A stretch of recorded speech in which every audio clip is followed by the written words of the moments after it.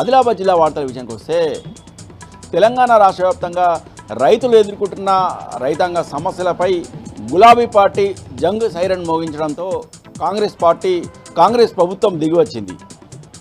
తెలంగాణ వ్యాప్తంగా నిన్న గులాబీ పార్టీ నేతలు క్షేత్రస్థాయిలో పర్యటించి రైతులకు భరోసా ఇచ్చి వారికి అండగా ఉంటామని, రైతుల సమస్యలు పరిష్కారం జరిగే వరకు బీఆర్ఎస్ పార్టీ అండగా పోరాడుతుందని భరోసా ఇవ్వడం జరిగింది.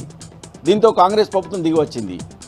ప్రైవేట్ జిన్నింగ్ యజమానులతో చర్చలు జరిపి వారి సమ్మె విరమించేలా వారికి హామీ ఇచ్చింది. L1, L2, L3 నిబంధనను పూర్తిగా సడలిస్తున్నట్టు రాష్ట్ర వ్యవసాయ శాఖ మంత్రి తుమ్మల నాగేశ్వరరావు జిన్నింగ్ మిల్లుల యజమానులతో హామీ ఇవ్వడం జరిగింది. దీంతో వారు సమ్మె విరమించారు. దీంతో తెలంగాణ వ్యాప్తంగా పత్తి కొనుగోళ్లు ఈరోజు నుంచి ప్రారంభమయ్యాయి. ఆదిలాబాద్ జిల్లా వ్యాప్తంగా కూడా పత్తి కొనుగోళ్లు ఈరోజు నుంచి యథావిధిగా కొనసాగాయి. జిల్లా వ్యాప్తంగా ఉన్న 13 CCI కొనుగోలు కేంద్రాలలో పత్తి కొనుగోలు జరిగాయి. అలాగే ప్రైవేటు జిన్నింగ్ మిల్లుల్లో సైతం పత్తి కొనుగోలు యథావిధిగా కొనసాగాయి.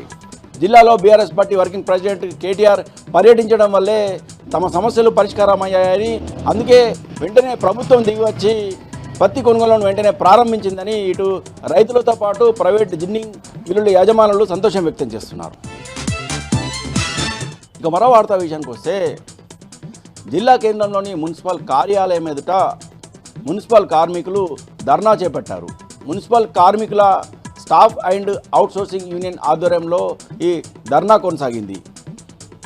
తమకు కనీస వేతనాలు చెల్లించాలని, పనికి సరిపడా వేతనం చెల్లించాలని, అలాగే చనిపోయిన మున్సిపల్ కార్మికులకు 25 లక్షల రూపాయల ఎక్స్గ్రేషియా చెల్లించాలని, అలాగే మున్సిపల్ కార్మికులను ప్రభుత్వ ఉద్యోగులుగా గుర్తించాలని, ప్రభుత్వ ఉద్యోగులకు ఇచ్చిన వేతనాన్నే అవుట్సోర్సింగ్ ఉద్యోగులకు ఇవ్వాలని ఈ సందర్భంగా మున్సిపల్ కార్మికులు డిమాండ్ చేశారు.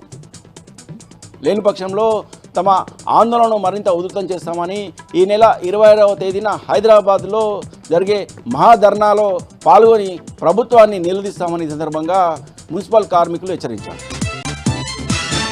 నిర్మల్ జిల్లా వార్తల విషయానికి వస్తే బాసర పుణ్యక్షేత్రంలో బాసర ఆలయ ఈవో అంజనాదేవి ఆధ్వర్యంలో ఈరోజు అమ్మవారి దీక్షా భిక్ష పంచమ వార్షికోత్సవం ఘనంగా జరిగింది.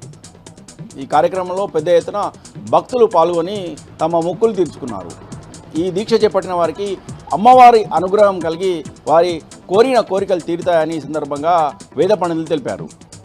ఈ దీక్ష చేపట్టిన భక్తులు గ్రామంలో 5 ఇళ్లలో భిక్షాటన చేసి తాము సమకూర్చుకున్న భిక్షతో అమ్మవారికి సమర్పించి మొక్కులు తీర్చుకున్నారు. ఈ కార్యక్రమంలో పెద్ద సంఖ్యలో భక్తులు పాల్గొన్నారు.